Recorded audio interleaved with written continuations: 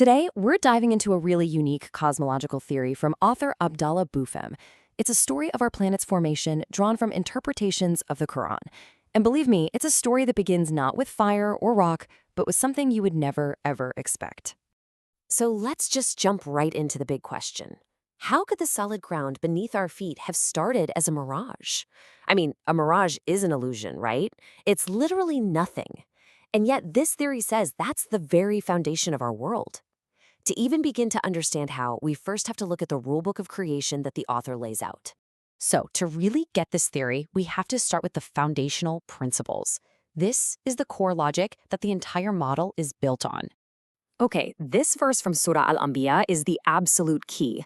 Specifically, that phrase, as we began the first creation, so shall we repeat it. The author takes this to mean that a creation's end state is a perfect mirror of its beginning. This one idea becomes the central rule for everything else. So this is the core principle right here. Let's call it the law of beginnings and endings. It's a simple but really powerful idea. The end reveals the beginning. Using this law, the author basically tries to reverse engineer the entire story of creation.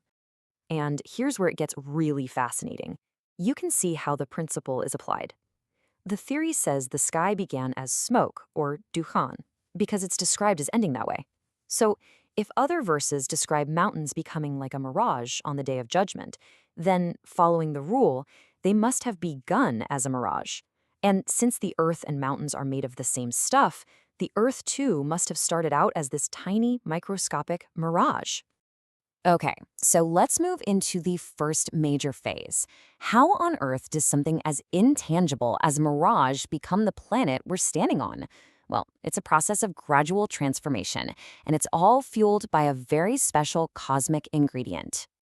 And that ingredient is incandescent iron. The theory describes this stuff as a kind of cosmic food for all celestial bodies, and it comes from a source outside our known universe.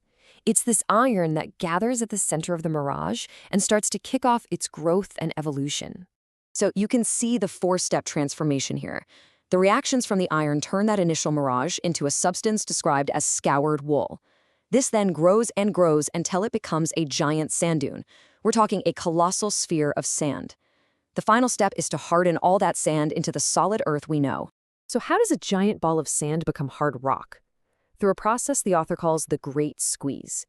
He describes a time when the sun's path, its first journey, causes the atmosphere to freeze into these massive layers of ice. This creates this incredible external pressure and cold. Meanwhile, on the inside, the iron-fueled core is generating intense heat and pushing outwards.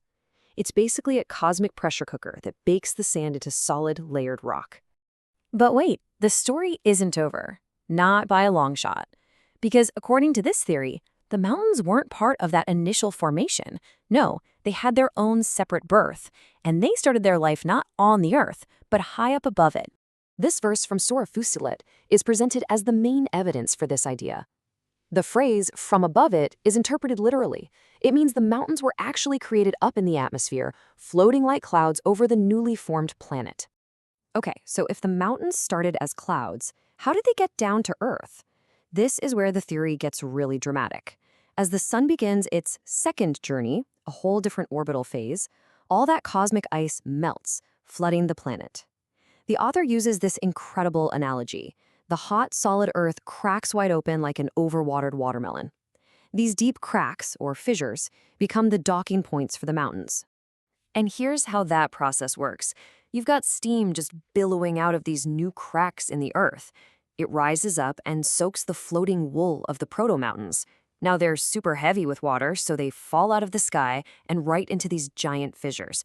The intense heat from the planet's core then bakes this fallen wool into sand, and that water-saturated sand becomes harder than rock, acting like giant plugs or pegs holding the planet together. Okay, we're on to the final stages of the process. This is where those newly seeded mountains get hardened into rock and are given their very distinctive colors. Remember that great squeeze that hardened the Earth? Well, it happens again. During the sun's second journey, the atmosphere freezes over one more time. The exact same process of immense external pressure from ice and intense internal heat repeats itself, and this time it's what fires the sand mountains into the solid rock we see today. But that still leaves one really interesting question. We've all seen photos of those beautiful, multicolored mountain ranges. The ones with stripes of red and yellow and purple. Where do those incredible colors come from in this model? The explanation is just, well, it's pretty wild. The theory states that plant life, trees, herbs, flowers, all of it, existed before the mountains were set in place. So, when the earth cracked open, flowers and colorful blossoms from all these plants fell into the fissures right along with that woolly mountain material. They got mixed into the sand, basically staining the mountains from the inside out with their colors. So, from a mirage to a sand dune and from floating wool to colored rock, this theory gives us a really detailed, step-by-step vision of creation. The final takeaway isn't just about geology, it's about interpretation itself, and it leaves us with this question to think about. How does a vision like this change our perspective on the relationship between an ancient text and the formation of our world?